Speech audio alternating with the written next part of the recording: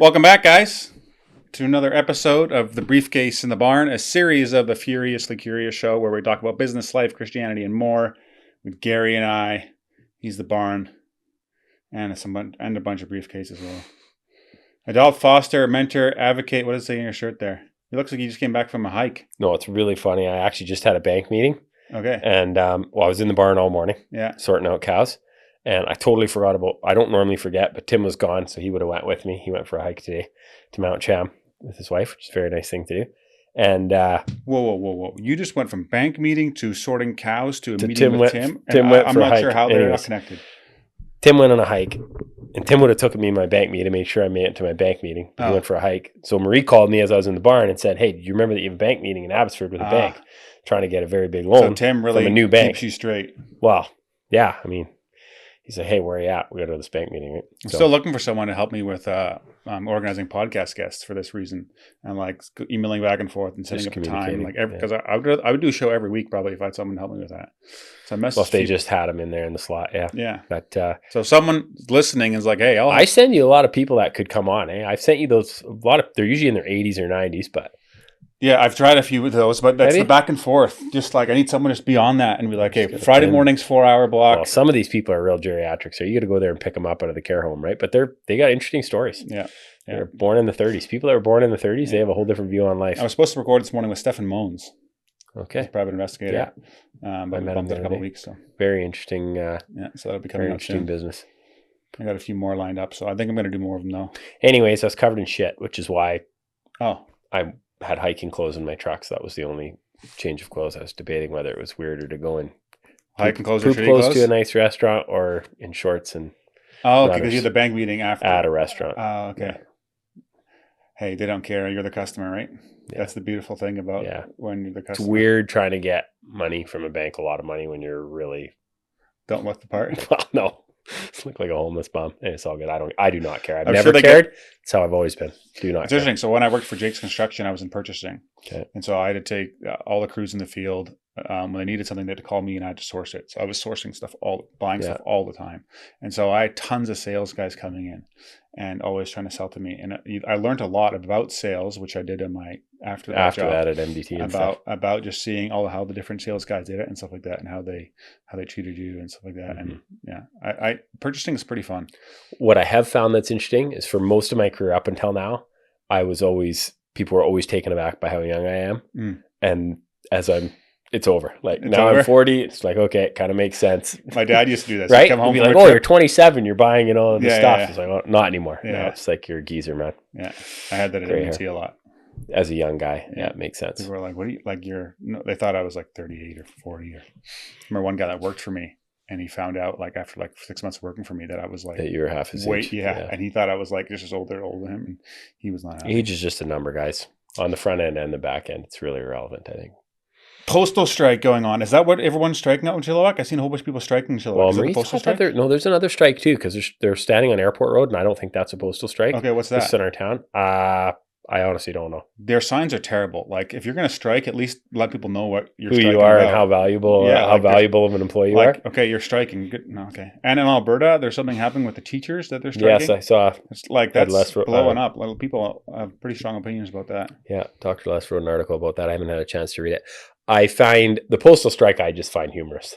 Because that just happened 6 months ago, didn't it? Yeah, and then they had I would assume there was back to work legislation. That would be my guess, that the government mandated that they go figure it out and get back to work in the interim. Yeah. I mean, Canada's unique in the sense of like there again, everybody would, if that's from the US that's listening, which is probably not a lot of people, but they would compare and be like, oh, like just do away with it then.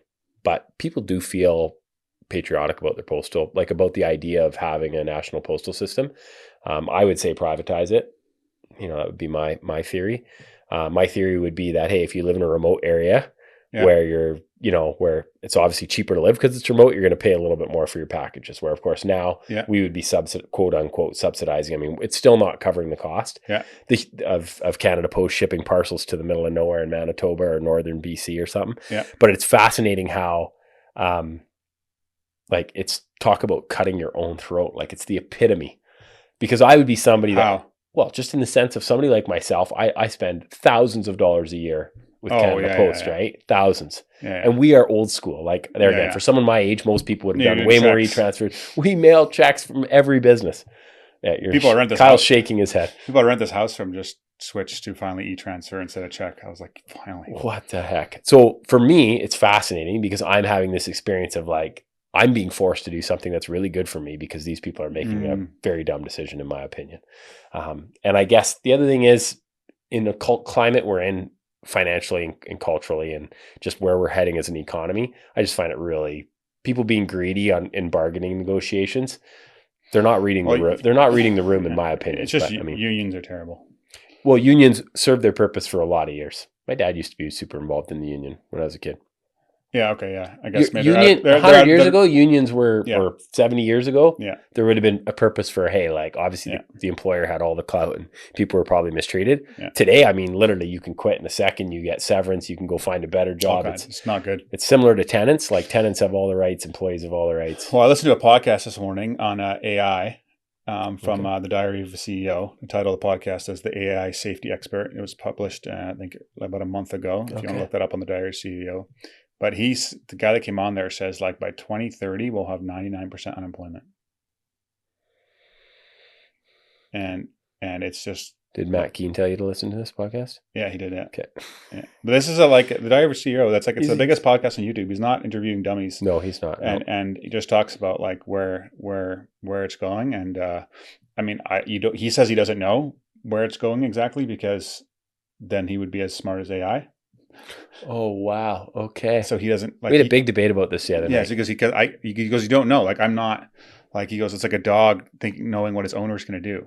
Is he saying AI that we're the dog now? Yeah, I disagree. Well, time will tell, I guess. Time will tell. Yeah, it's interesting. What's your feeling on AI? Do you feel it as a negative or a positive thing?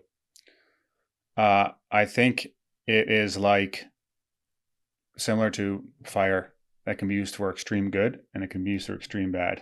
I don't know if it's morally right or wrong. I think it's just such an incredibly powerful tool that it likely will be used for a lot of wrong, even though it'll probably be able to produce a lot of good as well.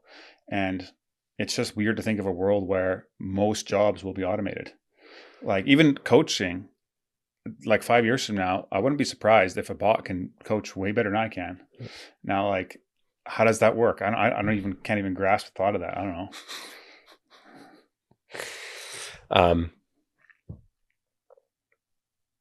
But like same with like farm, like you'll get, robots already milk the cows. Yeah. Well, they'll put the machines on, take the machines off, like push up feed. They already do that. Like everything. You still have to have a manager there, though. But I guess it's like individual. Now it's going to be like, one guy can do a whole bunch of different jobs. He can physically like run around and hop into a tractor. Yeah, the part where I would agree with you, and the right or wrong part, I don't know if technology is kind of indifferent, right? It's ultimately created by people which were given their gifts by God. I just feel like somebody gave me an example the other night when we were having this big debate. Somebody started talking to was in the voice mode, which I've never done, and I've used ChatGPT for stuff. I don't use it near enough. I follow a guy named Dan Martello, the guy who wrote Buy Back Your Time. He's like, I won't even have a meeting with someone if they don't know how to use AI. I don't even bother wasting my time. If they're not smart enough to know what we have at our fingertips, then I don't want them working with me, right? So that was an interesting concept. So that's been kind of convicting to me. I'm like, oh, maybe I'm the idiot. But probably am. But this person started going into voice mode and talking. And have you done that where you start to have a discussion?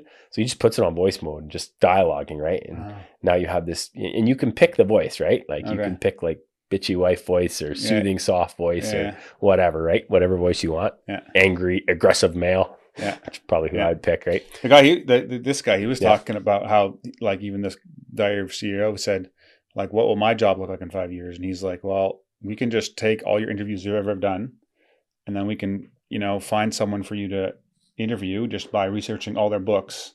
And we have videos of them. And so the videos will be so good that it'll just create the video and you won't even know the difference. Yeah. So I think where it got really disconcerting was the idea of like some kid or just people in general that are not doing well now having this relationship with their device.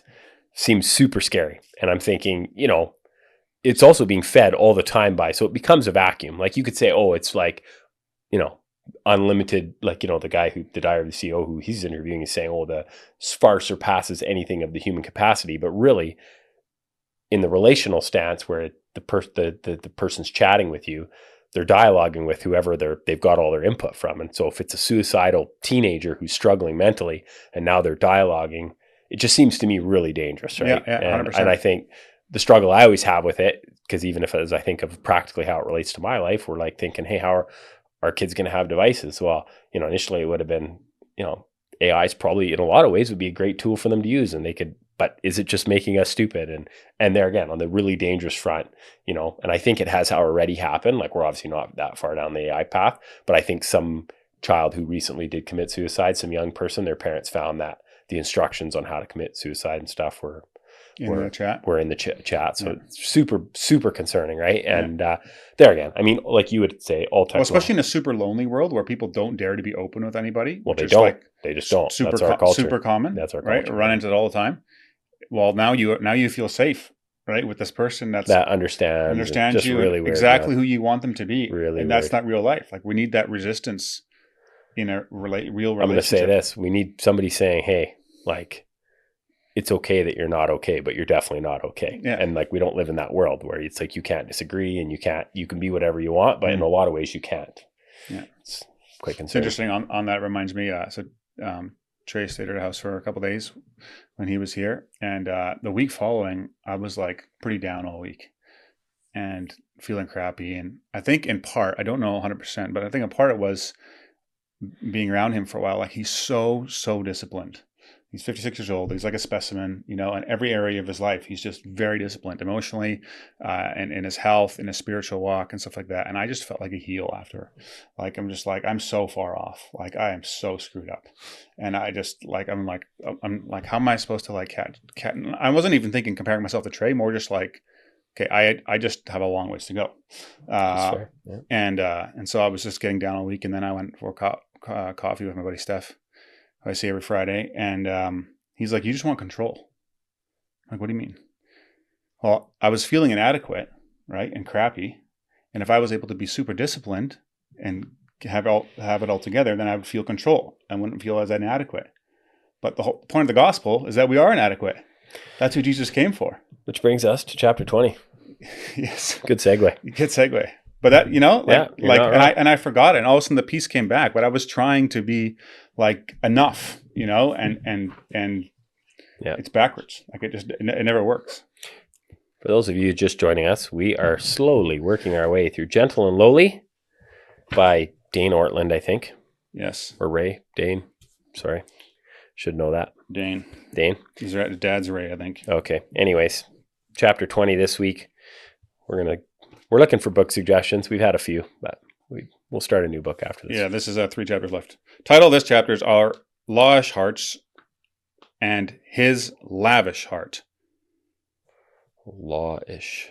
What would be a lawish heart? Do better, not good enough. Try harder. Well, yeah, his explanation is the battle of the Christian life is to bring your own heart into alignment with Christ's. Okay, I get that. That is getting up each morning and replacing the natural orphan mindset. So our natural orphan mindset would be, I guess, if you're an orphan, that you're just like, these aren't my real parents. I'm not like... Not wanted. Not wanted. The natural orphan mindset with a mindset of full and free adoption into the family of God through the work of Christ, your older brother, who loved you and gave himself for you out of the overflowing fullness of his gracious heart.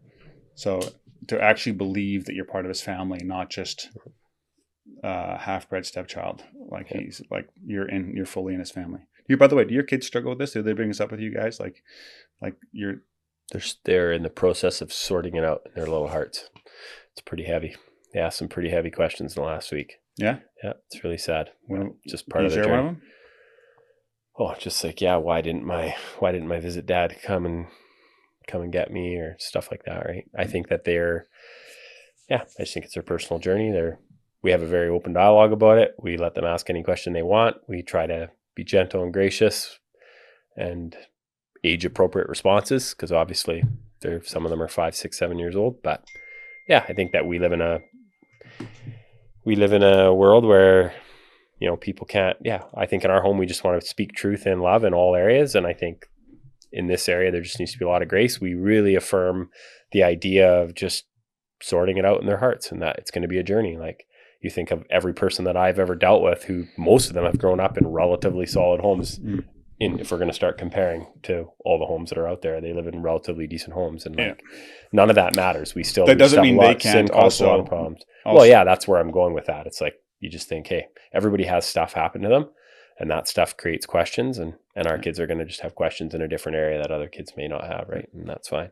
Well, I think I'm learning more as well when I'm working with people is healing takes time, and you need to struggle for a certain amount of time yourself to get better. Like, I can't, or any counselor or whatever else can't help them. You can give pointers and stuff like that, but it's your own journey, your own battle, and you can't speed it up necessarily. Well, you can. I mean, you can do hard work and grind it out, and I think that's encouraged. But it's not like it's like a car wreck, right? Like, you can't get out of that and just be like, "Oh, my leg's better now." Like, no. And so, that's a great example. So, denial is not healing.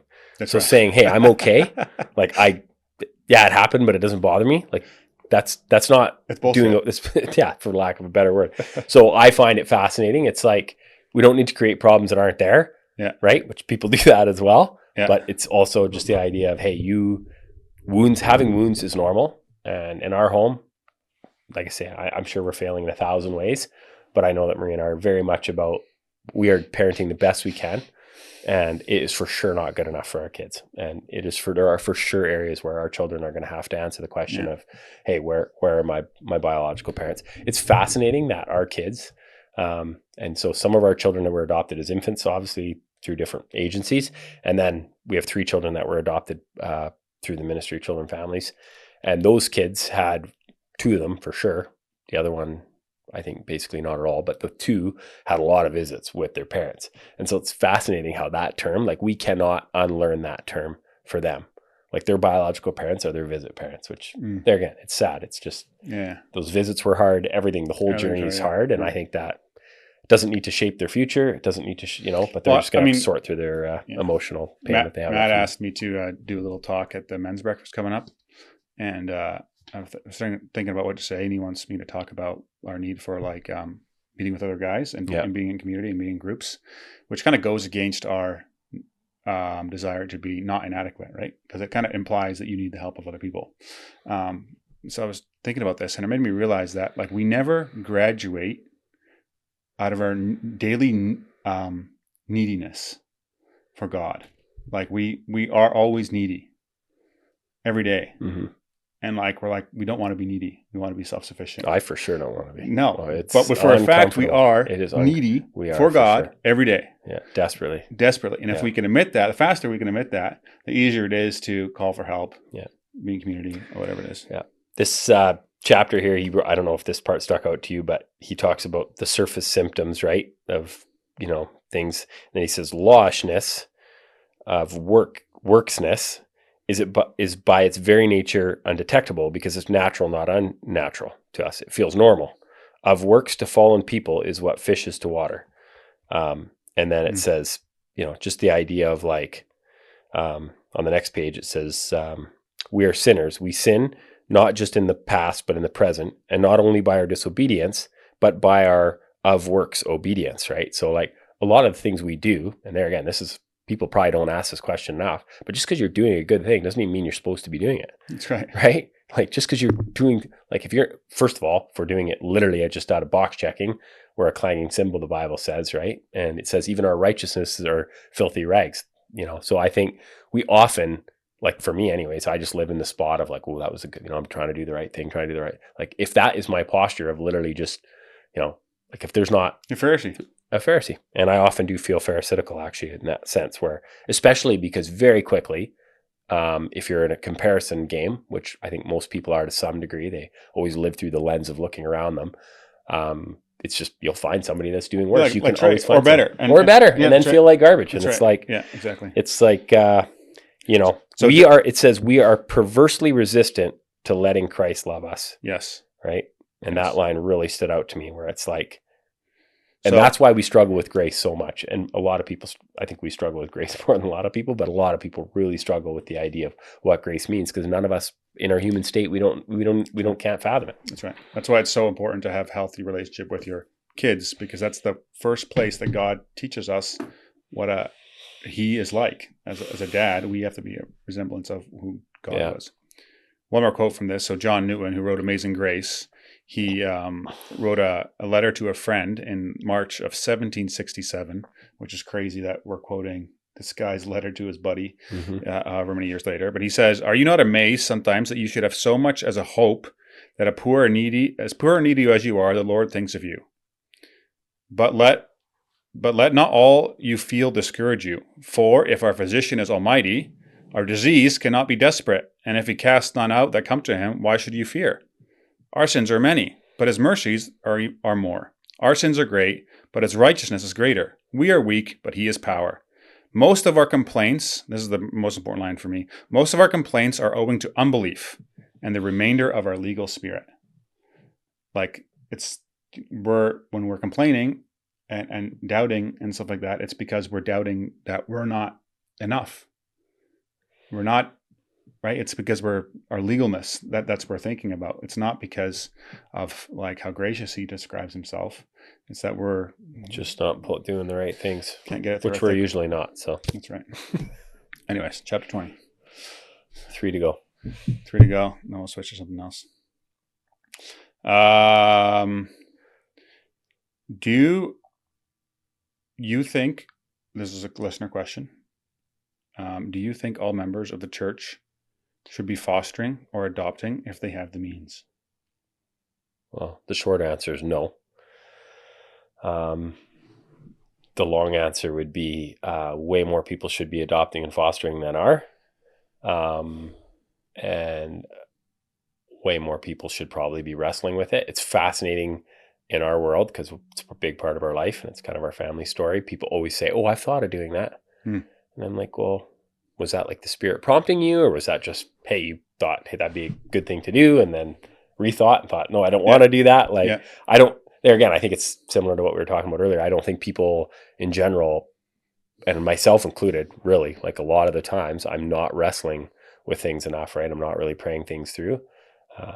So that's not good. I think that way more people should be in the church, but people can just be, and people are helping. I think when you have these kind of conversations, a lot of times the people that are already doing a lot of good things feel super convicted and think they need to do more, which they might be supposed to be doing less. Like maybe they're just like there's people that totally spend way too much time helping other people and neglecting their own kids. So I've fallen in that a lot, where it's like, it's so easy to run around trying to solve everyone else's crisis instead of dealing with your own at home. So, it's literally something that everybody should be wrestling with and journaling about. And like, we're in the spot now where, our 6th child is a foster child, lived with us his whole life, basically. And it's kind of coming to, in the next year, it will come to a head and be something nothing may be solved, but things could really blow up or things could really change. And we're always like, hey, what does our family look like? Like, is 6 kids enough? Like, is that what God's calling us to? Or is he calling us to be stretched even more? Is he, sometimes he's probably not calling you to comfort and ease, though. No. And I think it's funny because I had lunch with a guy yesterday with Mike, and we were talking exactly about that. Like, it's fascinating how many Christians still, their primary goal is to live comfortably. And that is not a Christian calling, right? And it's like, is there anything wrong with doing nice things? No. Is there wrong with nice dinners? No. Is it wrong to go on a nice holiday? No, not necessarily. But if you're called to go on a missions trip instead, that winter with your family, and that's the wrestle that we have. We're like, hey, what are we teaching our kids? What values, what are we doing with our resources, right? And I just think most people just kind of get into a habit of seeking whatever is fun, whatever is, I used to be called a hedonist by my mother, I think. And like, that was accurate. Like, my whole goal was to have fun. Yeah. And to be a Christian hedonist. I wanted to be a Christian hedonist. Well, I was definitely not a Christian. Well, you know what a Christian hedonist is? No, what is that? That's John Piper coined that phrase, I think. So his slogan is, whatever his ministry is. Don't waste your life. No. God is most glorified in us when we are most satisfied in him. Okay. So we are happiest when we are glorifying him most. And he is most glorified when we are the happiest in him. And so it's finding total joy in God as our, greatest satisfaction. That'd be Christian hedonism. Yeah. That would be the goal probably of a Christian, I guess. It's just so foreign to what most of us are doing. We're seeking so many other areas of enjoyment. And there again, I think God as a religious thing, not a thing of like a relationship. That'll give us joy. So I don't know. I struggle with it in the sense of like, I find it hard to believe that I would be called to adopt another child and, another family. Most people, you guys are good. You're good. No, I mean, I think that the beauty of our life even too, is that, hey, first of all, we are really blessed with a lot of help, and a lot of people have really come alongside us, including my sister and other people, to really just be an amazing blessing in our life and help us in the journey. And also, like, you just come to the end of yourself, and, literally there are days where you're just like, hey, if we parent reasonably well today and get our kids to bed in one piece and hey, we're just really blessed and God's really helped us, right? Yeah. Whereas if you live in a space of always, what can I handle? Is that really what we're called to? Yeah. Are we called to live that way with our finances? Like, hey, just always budgeting, always perfect. Those are just, I don't think we wrestle near enough with stuff. I think that we would consider it being conservative and prudent and all these positive terms. And I sometimes think those are just cop-outs for just being fearful and paranoid and self-reliant, right? So I got a text this week from a guy. I'll read part of it. He goes, I want to throw in the towel and give up. I've got praise music cranked and I'm doing my best to fight this. I'm not weak. I will fight this. I will win. God is on my side. I know it, but this morning has been a struggle. So I said, first of all, I just told him I was pumped that he reached out and just opened up, right? Because you need to get this stuff out. But he says, I'm not weak. I'll fight this. But I had read just the day before that the Bible verse about weakness, because I think we should accept our weaknesses. Because the Bible passage says, but he said to me, my grace is sufficient for you, for my power is made perfect in weakness. Therefore, I will boast all the more gladly of my weaknesses, so that the power of Christ may rest upon me. For the sake of Christ, then, I am content with weaknesses, insults, hardships, persecutions, and calamities. For when I am weak, then I am strong. And I think, in short, Paul's saying that his limitations and struggles become the very places where Christ's power shows up the strongest. It's the spiritual paradox of strength through surrender and victory through dependence. Like you said, coming to an end of yourself. I think that's what it is. It's just like saying, God, I can't do it. Like that's where he wants us. Help. Yeah. Like that's when he shows up. It's hard to be there. It's hard to live there. We resist it like the plague. Oh, just call more people, do more work. Yeah, try harder. I'm trying so hard. Yeah. But it's all about him.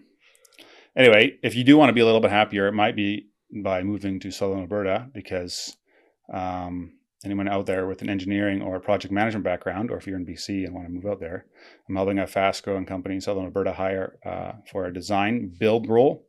You're looking for someone who thinks like an engineer, manages projects, start to finish, and actually make stuff work, not just draw it on paper. So it's 6-figure position with profit share potential, working directly with the owner on custom design projects. So if you're a hands-on problem solver who loves creating real-world solutions, this might be an awesome fit. So if you're engineering, background of some sort, don't have to be an engineer, but AutoCAD, can make automations work together, kind of like, if you have some welding background, things like that. Like it's like a mix mash. You got to be able to create. So if you everything, I am not. Yeah, it's not one of those things I knew. I would never be able to do this. But so if you're looking for that, or the marketing manager in here in Chilliwack, BC is also open still. So okay, that's a good job too. Yeah, I had so today is, well, when this comes out will be next week, October 15th. So if you're listening to this, if you're the day of the auction party. So I talked to Steve yesterday. We might tonight do a live podcast. I told him, I said, the resistance towards it is I don't want to get any of the technical side set up to record. Just go simple, like just record it on a phone or something. Just go Mickey Mouse. No, you can't handle it. It's got to be perfect. Well, the audio will be terrible. Who cares? Well, then I don't want to. What's the point of publishing it? Oh, just a unique experience, right? I do not want to do one there live. I can tell you right now, you'll be doing that one with somebody else. Okay, well, then we're not doing that. It's going to be a Briefcase in the morning. No, not there. No, yeah, do it with bring Matt in. Okay. Well, we're talking about, by the way, Gary's auction tonight. Yeah, October 15. Free dinner to anyone that's living in Chilliwack or surrounding areas wants to come out. Big party, usually 1,000 people at least. Yeah. Be a fun time. There's bouncy castles for the kids and all kinds of stuff to do. Check out all the auction items. October 16, the auction closes starting 9 in the morning. So be in our fall auction. Be interesting to see it. Got a lot of stuff. A lot of stuff. Yeah. I mean, our fall auctions are not huge. Like they're between 1.2 and 1.8 million, I would say, in sales, where our spring auction will be like, our biggest one was probably $3.5 million sale. So yeah, our fall auction's a fraction of the size, but yeah, we'll see. Whatever. I'm working on Tuesday. Okay. Yeah. Taking stuff in or doing something? You just, somebody said, I think I'm doing interviews. Steve asked me to do interviews of people coming in. Okay. And I don't know, something else. I just want to rest. Oh man, farmers do not like interviews. It's not going to go. I know. We just need a 25% of people say yes. And hey, are you willing to do a quick interview on why you? Okay, Beekman Auctions. Yeah. That's clips. A great idea with video. Yeah. Okay. That should be good. No, I think you'll do a great job of that. Okay. You put a note in here. It says marriage, wedding, planning, total disaster. Oh yeah. I was so fired up about this. Different people in my life are planning on getting married, thinking about getting married. And I spoke with family members of mine and friends, and we all agreed that people should be allowed to elope. Yes. And more eloping should happen. Yes. More marriages should be very small. Yes. People should spend way more time on just literally realizing how much of a bugger it is being married and how difficult marriage can be, rather than on spending all their they should cut their budget right in half and put aside all that money, probably between $2,000 and $10,000, and have it just saved up for marriage counseling, because they'll probably need it. Yes. Especially if just because your parents want to invite their friends. Tell them to pound sand, man. Tell them to pound sand just because it has to be in that building. Don't say it like that. Be respectful. Yeah, but just say, don't clip this. Don't clip this. Don't clip this. No, but it's the idea of, and parents, like, it's embarrassing. It's like, do you want your kids to be successful in their marriage? Well, like, they're literally supposed to be leaving and cleaving. This is the journey. Let them plan their wedding. And if they do weird stuff, who cares? Like, just let them own it. And I mean, for me, I brought this up with Marie, and I was asking her, because for me, like, our wedding day kind of sucked. Our honeymoon sucked. Early marriage is a struggle. Our marriage is definitely the best now it's ever been. We've had some really crappy times. And I think, like, are we the only ones, or do people just not talk about it? She said people just don't talk about it. People just feel awkward saying that their honeymoon wasn't that great, totally, or that their marriage, like, I just thought I was just oblivious to even what a good marriage is. But I guess the idea of, like, your wedding day, like, do you remember your wedding day definitively? I remember these parts of it, but it's not like my sister actually had a good one for me leading up to it. I started piano lessons like 6 months before I got married, because I wanted to play Nicole a song on our wedding day. Okay, that totally does not surprise me. You and I are somewhat similar. I hate to admit it, but that's something I would do. So, like, I do 2 lessons. I'm just hating this. Yeah. And so I told my sister about it. She's like, Kyle, don't worry about that, man. Just be a good husband once you're married. Who cares about your marriage day? No one's going to remember you playing a song. Nobody I was cares. like, done. Nobody canceled cares. it. Yeah. Didn't do it. And then I was still half-assed for quite a while. Yeah, I had some few experiences in the wedding that just weren't pleasant. And then I just think the whole day, like, I hardly remember it. I remember what we did. I could tell you kind of how it went, but, like, I don't know. Also, my personality is such that it was just about getting married. And then it was, the next thing. Exactly. Right? So total disaster. But I just feel like people spend so much money on it. Okay, so you gave a whole bunch of opinions on the wedding, but, like, what happened? These people were stressing out about how much money they should spend? And exactly what you said. It's like everybody has an opinion on who you should invite. Some people think you should keep it really small. Some people think you should invite every uncle and aunt, which ties into another show note I had. It's like the idea of just trying to, like, what is the wedding for, right? And really, like, the wedding is, in my opinion, it's like, hey, like, it's a covenantal thing with God. It's super serious. Do people even realize how serious it is? No, they spent so much energy just planning this day, this one day of this big celebration, which is all outwardly stuff, and they're just not even thinking clearly, right? Like, you think of even a wedding sermon. Who is able to listen to their wedding sermon with all the stuff that's going on in your head and the stuff you're doing later in your pictures? And, like, that's an important sermon. Like, that you should really be paying attention. That should be done in a very sacred way or simple way where people could kind of, like, hey, hear the word, right? And I just think our whole culture has made this into a big deal, and people spend way more effort on getting married than staying married. Huge industry. Right? Huge industry. Huge industry. Throw crazy money at it. Yeah, it's embarrassing. I think it's going to start going down, though. I mean, it's freaking just everything's so expensive. People getting poorer and poorer. Some people say there's still a lot of money out there. That ties into my other piece where it's like, it came up the other day because we were looking through the Neil's book of families, and I forget how many thousands of people are Neil's.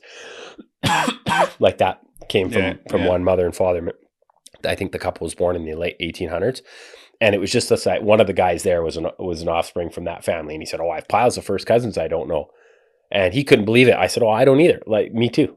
And it always kind of upsets certain people in my family where it's like, what do you mean you're not going to go visit cousin so-and-so if you're in the area? I'm like, you just can't be close to that many people. No. My parents both humanly from a family impossible. of 10. Both my parents. Both of them. Yeah. Okay. And So you would have piles of first cousins. Yeah. And I lived in Canada most of my life. They're all in Holland. And so I don't know, like 98%. You wouldn't even know their names, right? Wouldn't know their names. No, I know the neither. names of most of my aunts and uncles. You don't? No. Well, I just have zero interaction with these people. No. It is fun when you get to run into them because you're like, at least half of you is as nuts as I am. Yeah. Yeah. Yeah. There'd be a bunch of them that have some like big some of my noses. cousins, hang out with some of my cousins. And they're like, just it's insane. Like a kin spirit, man. It's amazing. It is fascinating how the genetic makeup is pretty strong. It's so fun. Sure. Anyways, I just think the whole idea of, I don't know, there might be people that disagree, but I just think you cannot have close relationship with all your family. And you need to pick the people and you need to do a good job connecting with them. But the idea of like, oh, I'm going to be super close friends with all my first cousins, like need to send them, like, no, knock it off. And very connected to the wedding thing where be intentional, have people that you're close to that do know everything about you, stay close to your tribe. And then for the rest, it's like, hey, obviously be cordial, but it's not human. It's not humanly possible. Unless you want like a ton of presents or something. That's a different issue. Do you think that's why people have big weddings? I think partially, yeah, for sure. Oh, it's expensive. It's crazy. I think we spent like, I want to say 15 grand getting married. And like, that was a lot of money. That was in 2010. Yeah. 15 years. Ironically, on October 16th, auction day, that's our anniversary. Okay, I don't feel bad then because I think I was 22,000 and that in the 2015. That might have included a honeymoon to Jamaica. Probably did because that's a lot of money. Yeah. On that note. So you got? Well, I got one more. Canadian Police Chief in Ontario says, if you ever find yourself the victim of a home invasion, we are urging citizens not to take matters into their own hands. The best defense is to comply. Yeah, he did backpedal on that a bit. We talked about this already, didn't we? Another episode or not? I don't think so. No. Total disaster. What your guy walks into your house. What are you doing? Comply. Comply? Turn the other cheek. I don't think I'm going to do that. No. I'm not sure I will either. You got a gun beside your bed or are you only in the safe? I have a lot of guns, but they're all in the safe. Okay. It's a good answer on the podcast. They're in the safe? Yeah. My dad used to have a baseball bat beside his bed. I think that, ultimately, like it's a bad day if you like, I think planning for very rare circumstances, you want to be careful how much you do that in life. I was talking to somebody the other day too, even about like, insurance, like we live in an insurance society. Of everything. And it's basically creates fear. It creates aversion to risk, which aversion to risk creates a paranoid society where nothing moves forward. The idea of, hey, everybody's watching, I can't screw up. That's not healthy. No. The people that have shaped the world looked like idiots. They were kooks and they did some strange things. Yes. And then they finally hit it out of the park and everybody said that guy's a rock star. Exactly. So be one of those people. Yes. Don't care what people think about you. Yeah. Care less. Know what you believe. Yeah. And full pull ahead. Yeah. Yeah. Full pull. Especially in today's world. Yeah. Like the kind of chaos, man. We need people to stand up and take a stand and make changes, right? And so I don't know. It's hard. Not everybody's called to be that. Everybody has different personalities, but the idea, somebody said to me, oh yeah, your daughter, like, oh, the school, yeah, they're careless. It's like, seriously, are we going to live in that culture where somebody gets hurt and the first thing you think of is, hey, like try to get money from someone? Like, no, everybody's trying their best and they're all failing miserably because we're human beings and we need to be gracious. And obviously there's consequences for actions, but like the world just needs a lot gentler, kinder people who are less critical. And unfortunately, because everybody's under a microscope and everything's being filmed, it's easy to literally just find stuff all day and be an armchair quarterback and pick stuff apart. But I don't know. That's why you have podcasts. Yeah, just talk, just verbal diarrhea. Oh, it feels like I've talked a lot. That's good. Hung out with cows a lot, right? Didn't get a chance to talk much this morning. Not bad for a guy that didn't want to come in here record. Not bad for a guy that didn't want to record. That's true. Anyways, if you guys have people I should interview, hit us up. Or if you have scenarios that you want to, some people like you talk about. Did you have Dick Westring on? No. Oh, that'd be a good one though. Yeah. Think he would do it? Yeah, he would do it. He's been on other podcasts. He's got a great story. Okay. Guy's wired for sound. Okay. He does know me. Really he was one of the first or second guys I worked for. Yeah, I've worked for him too. Yelled at me like crazy. 12 years old. Quickly. Let's go, faster. Not good enough. Well, you didn't even say that. Just quicker. Just as long as you're moving fast, just give her. Thanks for listening, guys. Have a great week. Cheers.